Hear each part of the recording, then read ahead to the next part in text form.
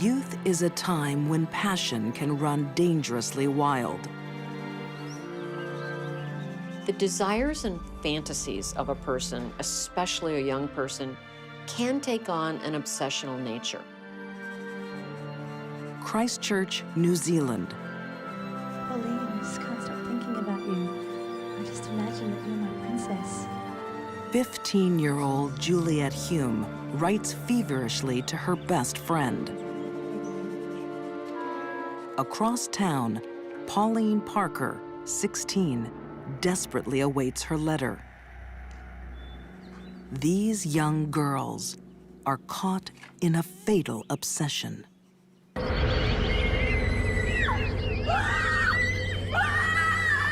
This was a brutal murder. She didn't want her mother around. She hated her.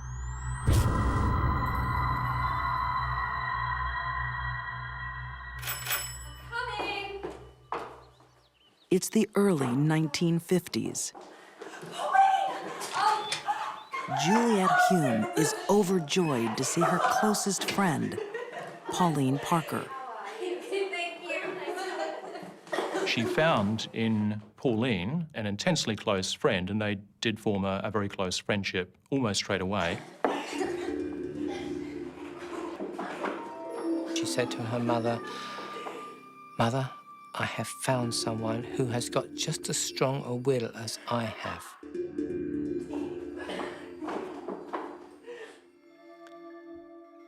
That's the start.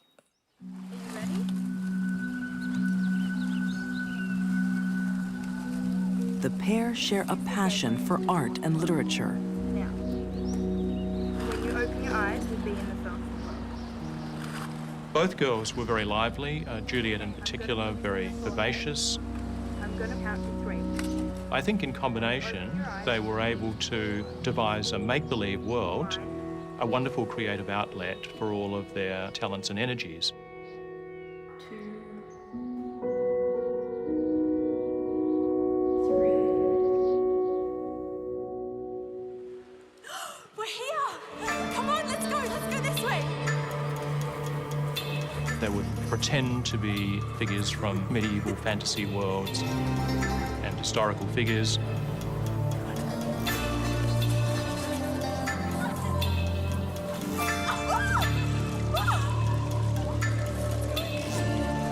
It appears that in Juliet's case, she had an excessive and extreme fantasy life and appeared to be bad at assessing when to stop. So that leads me to believe that her fantasy life did a whole lot more for her than reality did. These girls were rather delusional. Grandiose ideas, there's nothing wrong with them. But when taken to an extreme form and not controlled, and the person basically loses touch with reality regarding that delusion, that's when they can become dangerous.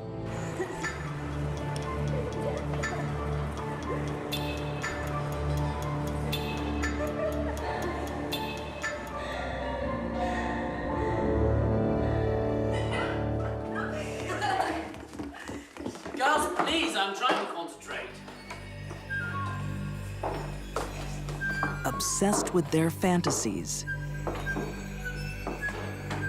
Obsessed with each other.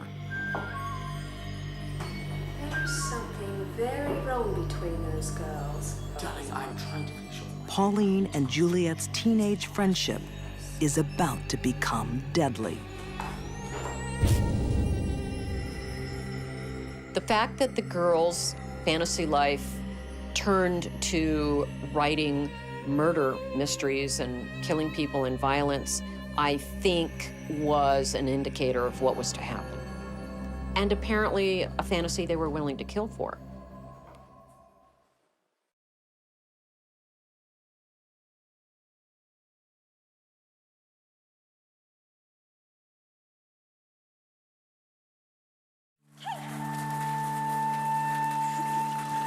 Christchurch, New Zealand. Teenagers Pauline Parker and Juliet Hulme lose themselves in a rich fantasy world. Your father and I have some very exciting news for you. Until their obsessive relationship is turned upside down. Darling, we're moving to South Africa. South Africa, Yes, live with your mother. Juliet's parents announce they're getting divorced and leaving the country. Very excited. I want to stay here with Pauline. Yes, we understand. And you'll make The other Hume plans. family was disintegrating, and Pauline and Juliet could see that they were going to be separated.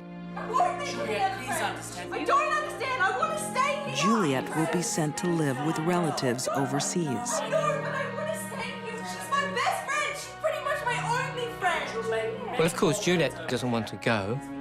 And then when it's determined that she has to go, she says, well, Pauline could come with me. But the only person who seems to be adamant that this was not going to happen What do you think you are doing? was Pauline's mother. And she says no. When she says no, she means no. You are staying where you are. We spoke about this. So unreasonable. They are emotionally bonded so tightly that facing separation becomes unthinkable. Get out of my room! Get out! Get out of my room! Get out of my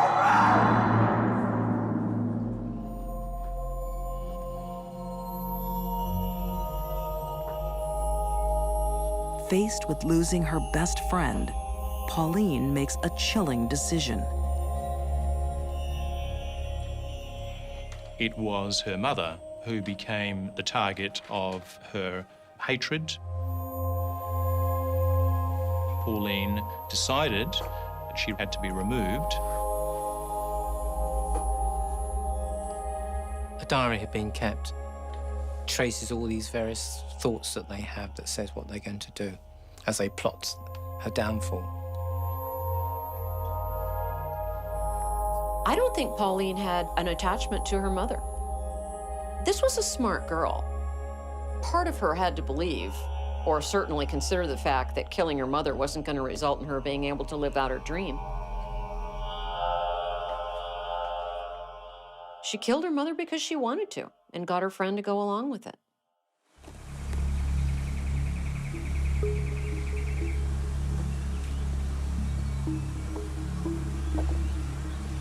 On a winter afternoon, the girls put their fatal plan into action.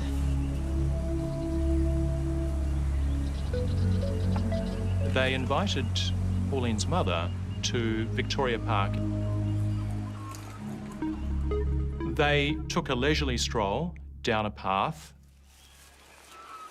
and along that pathway, Juliet dropped a little ruby.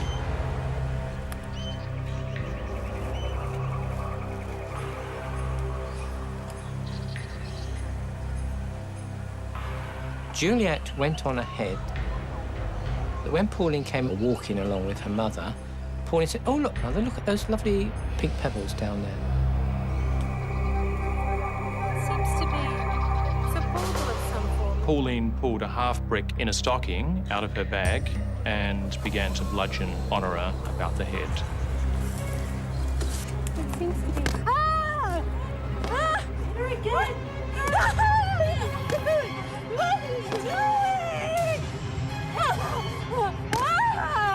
They think it will be over in seconds. But it can take a lot of violence to kill. Just here! It would take repetitive blows. It would require that the outer bones of the skull be caved in and that the brain tissue itself become pulpified. The brain would start to bleed and that the respiratory centers at the base of the brain would become altered.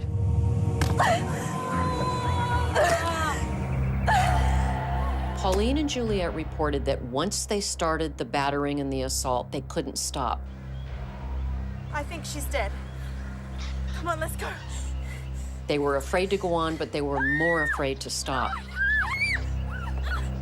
Later on, it was found there were 45 wounds.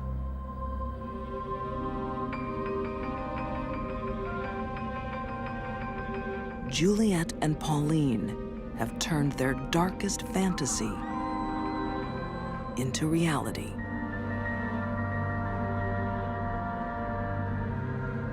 The children went screaming, covered in blood, saying, "Mother has fallen down and banged her head." And one of them even says, "Well, she banged her head more than once. It was just like banging and banging and banging and banging." But their tale about a tragic accident isn't convincing.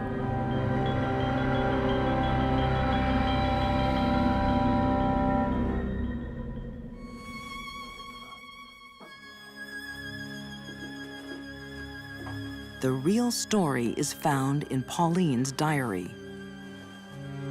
What marks this case out as distinctive is that the diary actually documented a murder plan.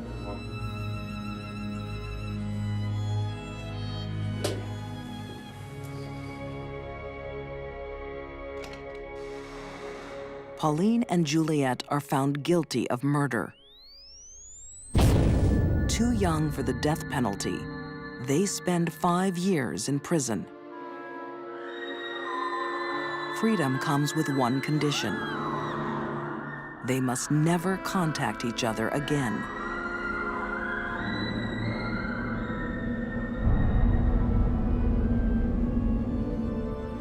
Today, Pauline Parker lives in England. Juliet Hume is in Scotland, living under a different name. She is now a successful author of murder mystery stories.